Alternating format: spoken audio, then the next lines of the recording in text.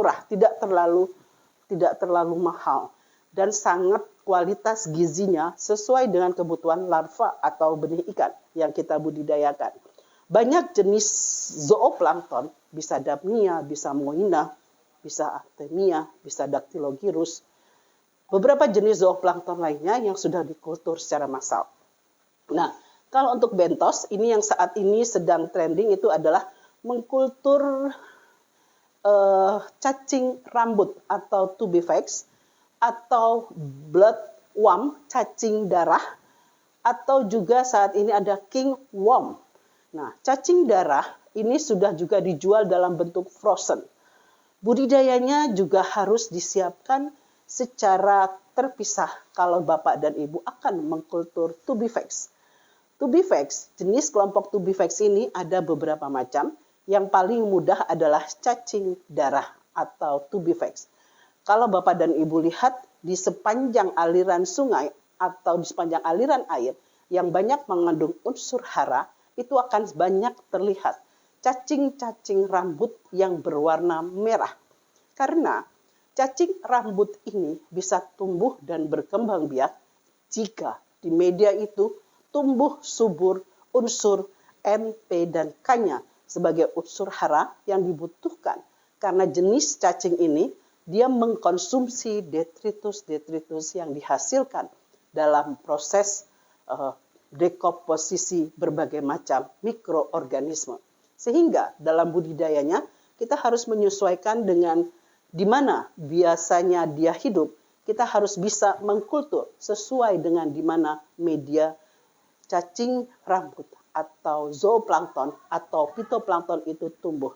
Karena kita dalam aquaculture, dalam membudidayakan ikan, kita membuat suatu situasi di mana semua makhluk hidup itu maupun mikro, makro makhluk hidup ini akan tumbuh jika media di mana dia akan tumbuh dan berkembang ini sesuai dengan kebutuhan makhluk hidup itu untuk tumbuh.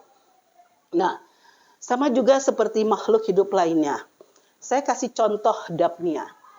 Daphnia ini atau istilahnya kutu air, jika Bapak dan Ibu lihat nanti di dalam wadah budidaya itu dia berwarna orange. Karena dia banyak mengandung senyawa orange tadi yang Bapak dan Ibu bisa perhatikan. Ini sangat baik untuk beberapa ikan-ikan yang kita pelihara. Nah, Daphnia ini Bapak dan Ibu bisa lakukan budidaya terpisah dengan menggunakan media kotoran ayam atau ditambah dengan ragi. Nah, kotoran ayam ini adalah sebagai pupuk atau kotoran ayam yang masih mengandung tidak kotoran ayam yang segar, tetapi kotoran ayam yang sudah kering dan ada mengandung jeraminya.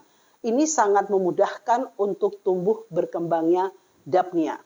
Nanti jika Bapak dan Ibu akan melakukan proses budidaya Daphnia ini, Bapak dan Ibu bisa gunakan istilahnya dalam budidaya Daphnia ini, ketinggian airnya tidak lebih dari 0,5 meter.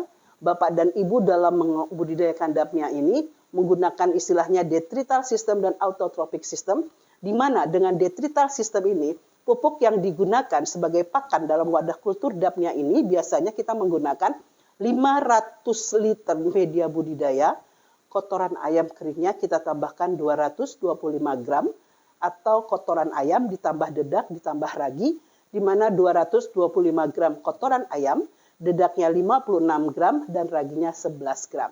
Nah, dengan media itu, nanti kita bisa inokulasi Daphnia dari air yang ada di kolam-kolam pemeliharaan ikan.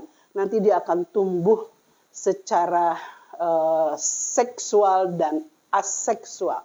Karena Daphnia termasuk zooplankton yang pertumbuhannya, perkembangbiakannya bisa dilakukan secara seksual dan aseksual.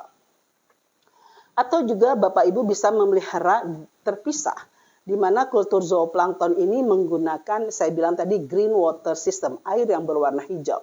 Sehingga air yang berwarna hijau ini tinggal kita tampurkan vitamin dengan dosis 1 mili larutan vitamin digunakan untuk 1 liter media budidaya.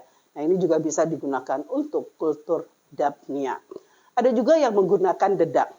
Dedak dipergunakan untuk kultur dapnia ini bisa dipergunakan paling gampang dengan 50 gram dedak ditambah 1 liter air, kemudian di blender, biarkan selama 1 menit, kemudian disaring, dan kita masukkan ke dalam wadah kultur, sehingga nanti 1 gram dedak ini bisa dipergunakan untuk 500 dapnia per 2 hari. Ini adalah sebagai makanan dari si dapnia itu untuk tumbuh dan berkembang. Sehingga dapnia yang kita kultur ini akan tumbuh berkembang sesuai dengan kebutuhan ikan untuk tumbuh dan berkembang, di mana dapnia ini Bapak dan Ibu bisa dilakukan perkembangan secara seksual tadi, yang saya bilang satu individu ini dalam waktu 28 sampai 33 hari, itu setiap 2 hari sekali akan beranak. Jumlah anak dalam sekali reproduksi untuk dapnia ini cukup tinggi, 29 sampai 30 ekor. Sehingga dapnia yang Bapak Ibu pelihara ini dalam waktu 1 bulan akan tumbuh menjadi sangat banyak dapnia yang dipelihara di kolam Bapak dan Ibu. Oleh karena itu, untuk mengkultur budidaya dapnia bisa dilakukan secara semi massal atau kultur massal di kolam-kolam besar.